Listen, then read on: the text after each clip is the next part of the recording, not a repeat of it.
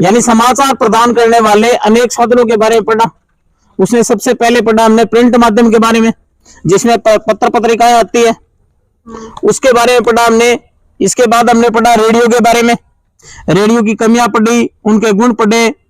इनके बाद टेलीविजन को पढ़ा, उनके गुण पढ़े, उनकी कमियों को पढ़ा, उनकी जो शैलियां होती है, उनके लिए जो समाचार लिखने की शैलियां होती है उसके बारे में पढ़ा। और दो शैलियों के बारे में हमने जाना, एक उल्टा पिरामिड शैली होती है और एक कथात्मक शैली होती है। उल्टा पिरामिड शैली में सबसे पहले जो मुख्य समाचार होते हैं या समाचार की जो मुख्य खबर होती है उसको सबसे पहले वर्णित किया जाता है।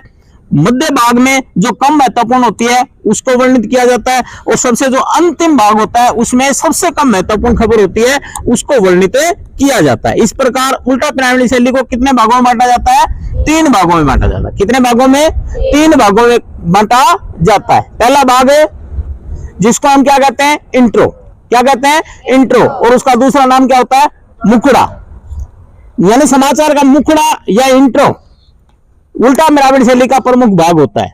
उसके बाद दूसरे भाग में हमने पढ़ा मध्यम भाग, और अंत में क्या पढ़ा हमने? समापन।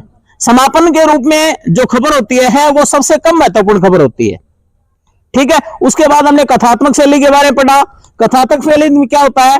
वो उल्टा पिरामिड शैली की बिल्कुल उल्टी होती है। जिस प्रकार उल्टा पिरामिड शैली में निष्कर्ष है वो सबसे अंत में आता है, बल्कि कथात्मक शैली में उल्टा पिरामिड शैली में निष्कर्ष होता है वो शुरुआत में आता है, और जो कथात्मक शैली होती है उसमें निष्कर्ष है वो क्या होता है? सबसे अंत में आता है। ये दोनों शैलियां हमने पढ़ी।